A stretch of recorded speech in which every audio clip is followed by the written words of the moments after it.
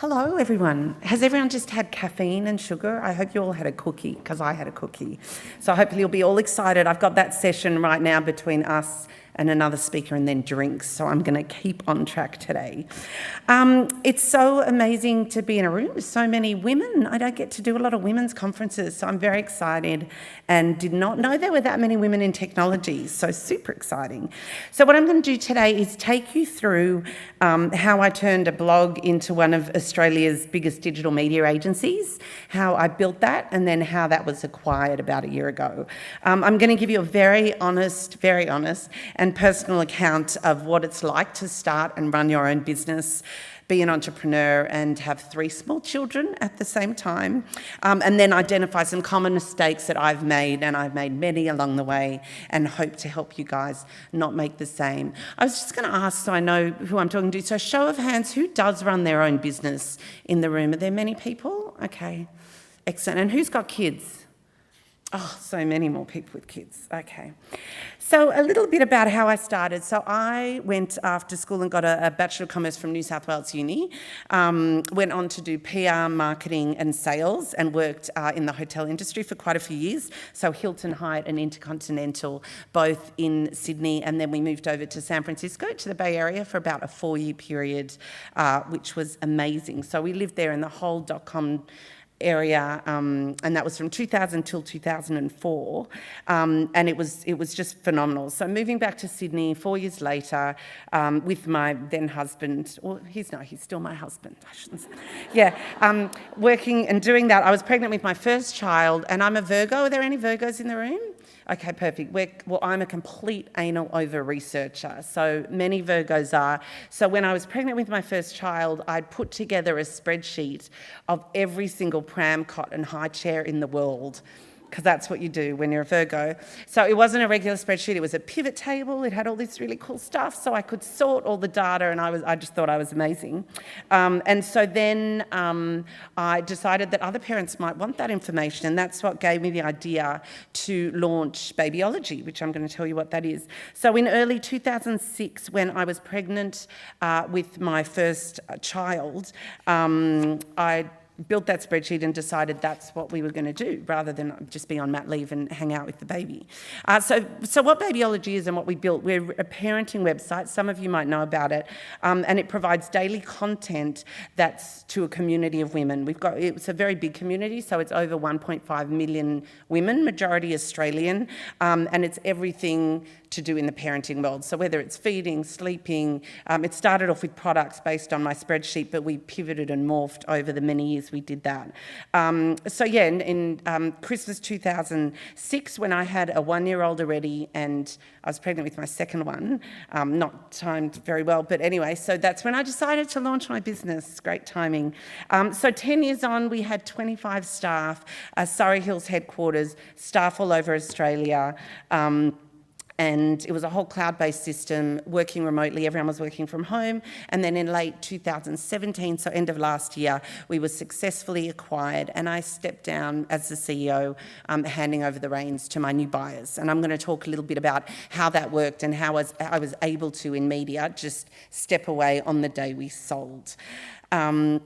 So yeah, at the time of the sale, these were our stats. So we were quite big. We ended up with almost 150,000 subscribers, a highly engaged group of people. Facebook was our big thing, so 1.2 million fans, and some posts we'd get 40 or 50 million viral visits a week, which was phenomenal. We reached 40% of all mums in Australia, which was a big amount of market share, but in my eyes it meant we always had further to go, which was exciting. And then my entire strategy for the whole first 7 years of the business was to have more eyeballs visiting the site and the content, and more revenue coming in from advertising and sponsorship. So it was a very simple concept, and I think often that's important. You had to have all these big strategic plans and lots of things going on. If I could tell every day, every week, every month, every 6 months that we had more eyeballs and more revenue, I was happy, because I knew it was all heading in the right direction. action. So once we had this big following of women, we then decided, we're going to need to monetize some other ways. We pivoted the business a bit, still kept going with all the content, but we launched offline events. So we ran enormous events, 400 women in Sydney and Melbourne and a few other states, big baby shower events. So there are events that people would come together. Well, I was quite sneaky in the way I would run them because I never wanted to, and I'm going to share all this stuff with you, don't tweet this. But yeah, I never wanted to pay the hotels, $30,000 for a ballroom or anything like that. So what we would actually do is let the hotels, we'd run them at the Park Hyatt and all over the place, the Langham in Melbourne, and we'd let the hotel make all the money on ticket sales and then I'd make all my money on sponsorship. So at least there was never any money put down in case I couldn't sell tickets or we were down on the day or whatever. So that was a really interesting way of us being able to make quite a bit of money out of events, and we ran about 14 of them a year. So that was an exciting part of the business, and we've now, with all those baby shower events, we're actually doing, I shouldn't say we because it's not my company anymore, but they're doing their first toddler event this weekend, which was my idea, but they're going to do that this weekend, which is very exciting. So all those people that came to baby showers want more content and more events, so we've moved into the toddler stage. And then the kind of fail in it all, which isn't a fail, it's always good to learn things, we launched subscription boxes. So I thought, we do content, we're specialists in that, we know what we're doing, how hard can it be to put together a subscription box service? So I never did anything before testing the market through and through.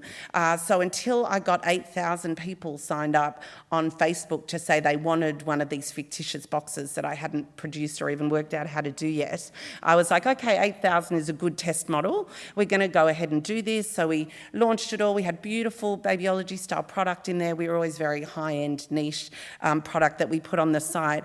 And the aim of it was to grow it quite quickly. And once we'd hit 15,000, then 20,000 people, we actually couldn't get the product for it anymore because, as you guys would know, the more product you're asking for, once it gets to a high level, you can't get the beautiful stuff. It was only the big brands that could give us product.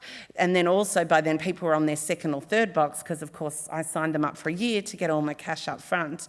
And by then they had a boy or a girl or twins or a 6-month-old or a 2-month-old, and they wanted a pink hat, not a blue hat, and it just became such a headache that we didn't sign anyone else up. It cost me a lot of money to buy product and pretty much close it out at the end of that year-long period. So while we made a huge amount of revenue early on, it really came to a big kind of end quite quickly, which is fine. We really realised that we weren't good at doing product and we were really good at doing content, so we were able to let someone else do that. So then what did I do to start the business? So I basically did all the writing at the very beginning. We had no staff. So yes, we ended up with 25 staff, but I did all the writing and I'm not a writer. So that was quite interesting to do. But went out to every single trade show. This is one of the Life and Style trade shows here. Went to all the trade shows, went all over the place with my kids in tow. Then I had a 2 and a 3-year-old. Just basically anyone. I had to explain, it was 2007, 2008, had to explain what a blog was because people weren't quite sure about it. I'm like, it's like a magazine or a newspaper with advertising. It's content, but you can measure the ROI. And, I was just literally going all over the place doing that, which was quite hard to do, but it comes down to a lot of hard work and persistence. And then 1 year into the business, we hired a few writers, which was great, so I could go out and keep doing the people things, which is what I enjoyed doing the most. But the other thing that I wanted to mention was that we did completely automated systems for the entire stage of the business. So it meant that we could book a lot more. I had about 180 clients 3 years in, and it was all very automated cloud-based systems. Babyology was built on 22 cloud-based systems, and happy to share with you guys some of them. I don't have enough time now, but feel free to reach out. And they all talk to each other. It helped that my husband was a computer techie guy. That's not really his title, but he was very techie. And so he could build all that, computer developer. So we had, systems. Someone would want to book in an advertising schedule, so then they'd get a form that would go into the CRM, which would give them an invoice, which would have them put their content on the website, and it was actually no people involved in that. So once I went out and met them, it was all automated, and every time it renewed, it was all automated. So highly recommend you guys in your businesses to look at very automated cloud-based systems because it means you don't need as many people, which is amazing.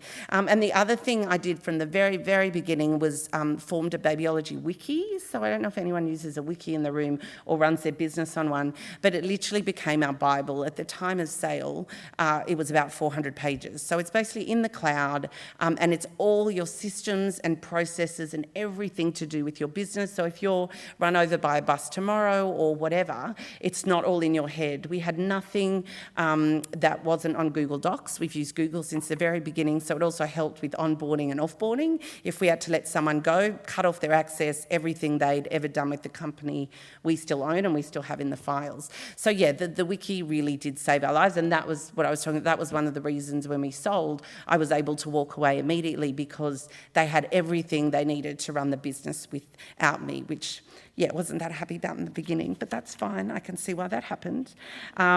So then, yeah, early on with children, I would do a lot of these stories. So let's look at this picture. This is a current affair, and that's my, I think, 1 and 2 year old there with, I love that hubby's drinking wine in the background. So this is supposed to be me working. So I don't know if any of you have children and work, but this is not what working with children actually looks like. You know, one hand, someone's looking over your shoulder, the kids are happy, you know, it's all going great. So I stopped doing those. A lot of the stories was hold a child in a hand while stirring an empty pot and like answering the phone. But really for me, it was, you know, locking myself in a bathroom while doing a conference call, or I'm going to let you in on one of my secrets that I've done. I'm not proud of, but I've done it many times, was I worked out that with my kids, they used to sleep all morning. I'd like take them out and exhaust them and just make sure they were so exhausted, get them home at midday and they'd sleep from 12 till 3. Very lucky mother. And that's when I do all my work from 12 to 3 and then 7 till midnight every single day. So I still got a good 7 or 8 hour day in, but between the kids, because I never used nannies and housekeepers, but I'll get to that. That was a mistake. So anyway, so the kids, if they were ever awake for a very important call that you couldn't cancel because it was about fundraising or it was I would get a box of Cheezels and I would throw it from the top of the stairs to the bottom of the stairs, and that gives you 25 minutes with toddlers to get through a phone call. So I did that quite a few times, and I don't mind if you take that and you do that. So if you learn one thing today, it's Cheezels. So yes, I'm going to move on to quite a few of the mistakes that I've made over the years, and how I can maybe help you guys not do these. So the big one for me was nothing happens overnight. You know, everyone talks about the unicorns and the huge businesses and how much they sell for. And, you know, we ended up having a really good acquisition, a really good sale last year.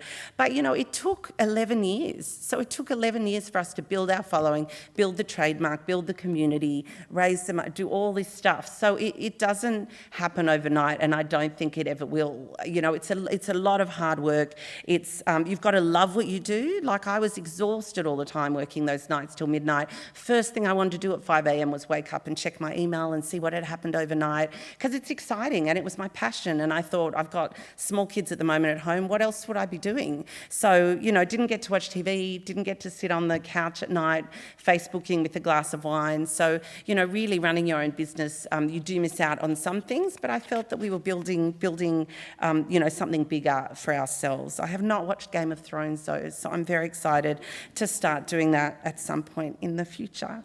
And the other thing was my husband came into my business. I was the boss.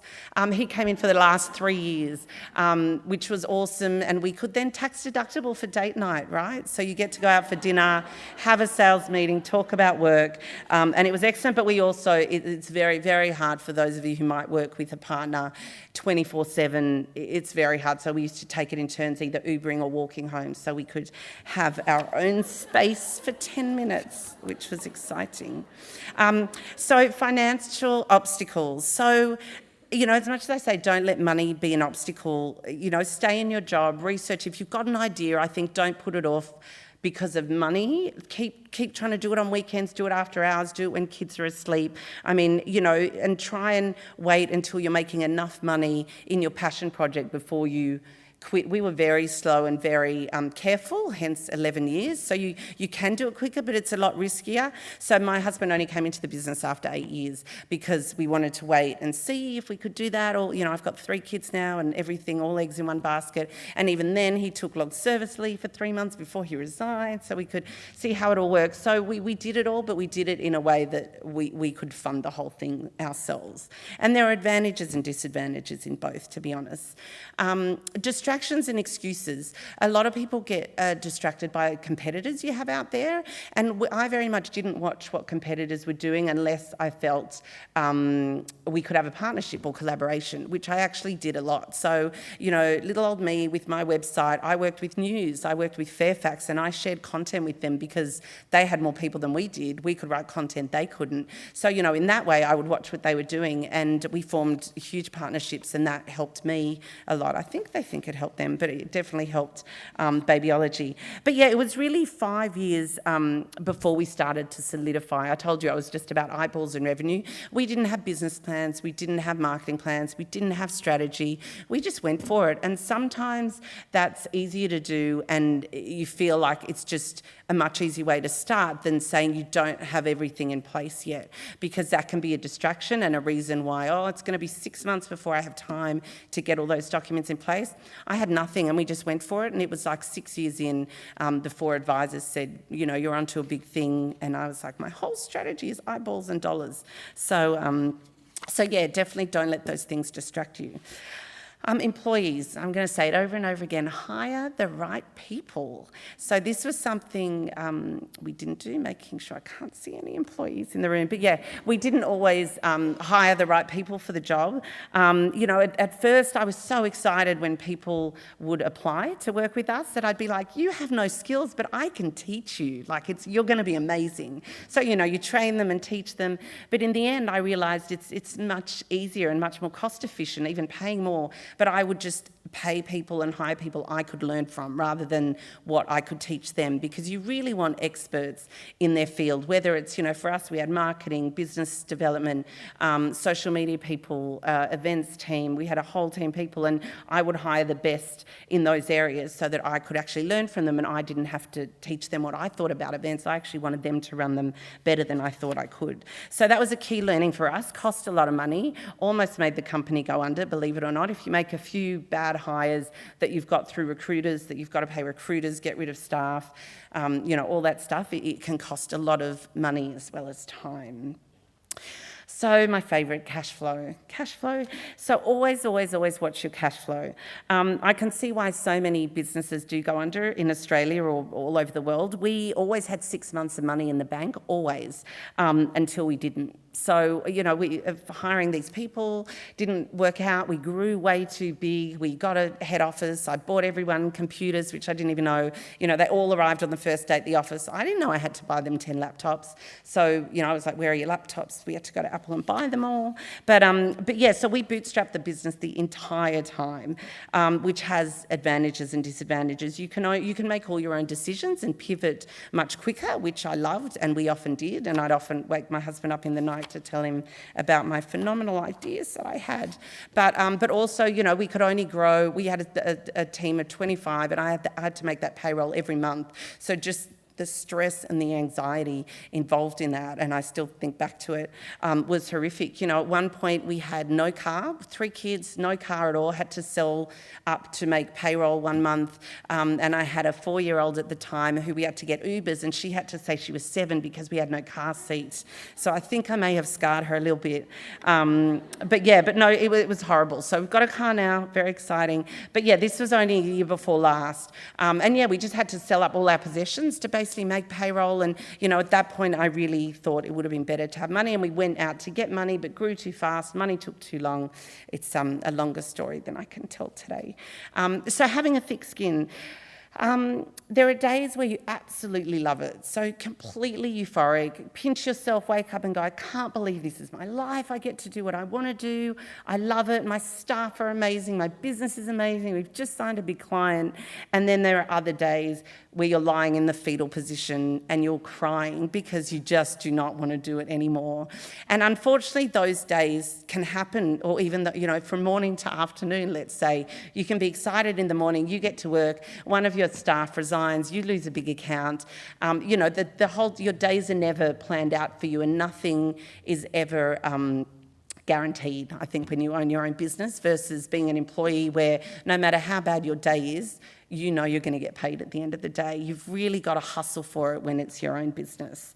I go with my gut a lot. We've, met a lot of advisors and people over the years, and some things just don't sit right with you. And so I think it's really important to go with what feels right. We've been so close over the years to signing paperwork on shareholder agreements and all sorts of things that we wouldn't have been able to back out of. And in the end, I'd be like, oh, something's just not right with this. So it's, after 3 months of meetings, I'd just go, we're not going to do it. So I think that's really important. And then authenticity and credibility is the other one. I ran my business thinking that if anyone ever came up to me at any point to have a look at our strategy, our business plans, our SEO, our content, it was all above board. So I think that's really important. I wanted to be proud of what we did. We didn't grow as quick as some of the other players in the market. We didn't do anything dodgy though. Everything we did, all the decisions we made, I could be proud of along the way, which made it also easier for someone to come in and buy the business. So be uncomfortable. Every time over the years I would feel like everything was going well and it was all smooth and we had the money in the bank and we had the staff and we had everything, it's actually always time to move and do something else or create something else or grow something, because I find that nothing ever really happens in the middle. When you're comfortable and you've got your 9 to 5 and you're coming home and you're having dinner early and you're going to the gym and it's all great, I like to always be at either end, often not the bottom end, but it's good to just change things up a little. So every time we'd get comfortable is when we'd be like, right, let's see if we can launch events, let's do boxes, let's hire a general manager, let's go out and do all this stuff, let's raise some money. So we're constantly moving and thinking, because otherwise you get left behind in the market. If you sit still and you're comfortable with what you're doing, it's very hard to move forward. So look after yourself. I think it's very important to say, and I'm very honest when I say this, that you can't do it all. As women and as mothers as well, and as people that work, it's really hard. And our mothers and our grandparents didn't do what we're doing, so it's really, really hard. And I learnt the hard way when my girls were 1, 6, and 7. We'd just moved house, which put me over the edge. I always spin a million plates. And if one of them just goes down, a child gets sick or whatever, it can just bring you right down to scratch. So we just moved house. I was travelling a lot. The business was high growth and I had the full nervous breakdown. So I was bedridden for like 3 weeks. My husband had to take over the company, take over the children, had to go see a psychologist, do all that stuff that I thought would never be, and not me. Why, that would never happen to me. But I think, we go at such a fast pace, and I know it was years for me of working till midnight and then being up at 5 a.m. and, really never having a break in that whole 7-day period. So one of the things we did was start outsourcing. This was 7 years into the journey, but I'd wished I'd done it earlier, and so I wanted to share with you guys. I said we can't afford it, and I want to be the one to make my kids dinner and make them lunch and pick them up and it be at every assembly, and you can't do that while you're running a business with 25 staff. So all we did was we got a housekeeper in the morning, every morning from 7 till 9 a.m. pretty much, because the mornings were really what made me cry, like having to get everyone dressed for school and daycare and lunches made. Lunches are the worst thing ever, and just get them all out the house. So we just got someone in to help with that, tidy up from breakfast, do the lunches, make us dinner, which wasn't ever very good. We never found anyone that could cook, but they'd do the dishwasher. It was great. So by the time they would leave, spaghetti would be in the fridge, the house would be tidy. So for my mental state, I could come in at 6 with 3 hungry children with everything done, and it cost me $40 a day. So that's not a lot of money, and that was actually through one of my mentors and greatest supporters, Naomi Simpson, when I sat like snotty with snot and tears coming down my face in her office saying, I don't want to be a CEO anymore. She said, get some help. You don't have to, your kids are happy to have bolognese on the table. I don't have to peel the carrots. So that was really eye-opening. Rather than outsourcing my children, I outsourced all my housework. So that was exciting.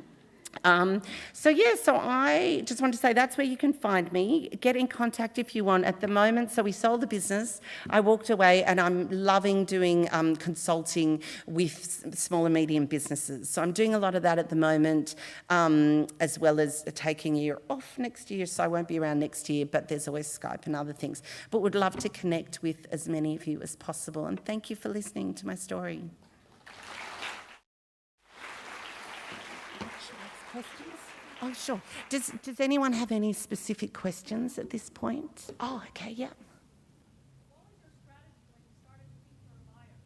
Okay, yep. So what was your strategy when you started looking for a buyer?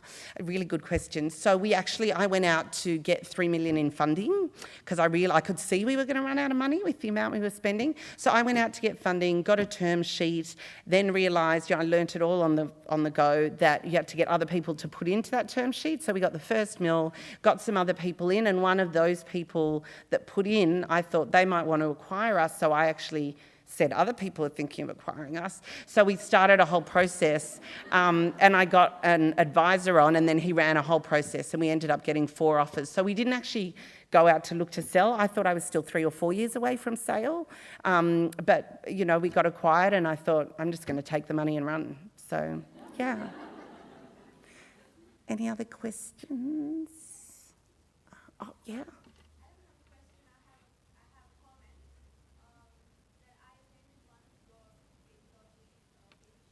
Good. Oh, thank you. Did you win any prizes?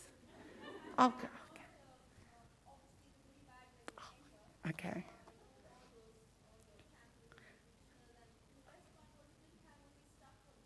Yeah, it was for you.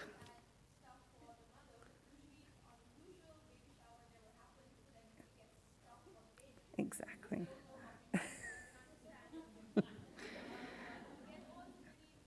Oh, yeah. No, we were all about mums, and I felt a bit like Oprah. Like I'd stand up and give away bugaboo prams, and it wasn't cars, but it was still very exciting.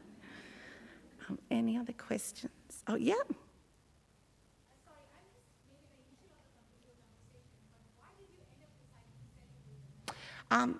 Yeah, well, I didn't decide to sell it. I was raising money. So I was raising money at the time. And then when we got a really good offer, you guys will all know digital media at the moment is so up and down. We were one of the last privately owned ones that hadn't been bought by a big player. So when someone came along, offered us money and more money than we'd actually hoped to get, I just thought we'd be stupid to stay in the market and build it for another 3 years because it's moving so fast at the moment. Who knows where it's going to end up? That Facebook algorithm has gone right down. So yeah, so that's why we weren't going to try and sell, but it just, you never know. And that's the thing, I'm glad I had the business ready and set to go for a 12-month due diligence process. But yeah, so that's why we ended up selling in the end. Anyone else? Oh, yeah. I think I do, and I'll definitely go again. I went to a conference recently where someone said your 4th business is your best, and I do not think I have it in me to do another 3. I've done 2 previously though, but yeah, I do. But we're taking a gap year. It's my 40-something gap year next year in Italy, so we're going to work on it there, and then we'll be back in 2020. So I will probably launch again, but this time with money. This time I'm going to do it with money. Yeah. Thanks, guys. Thanks for listening.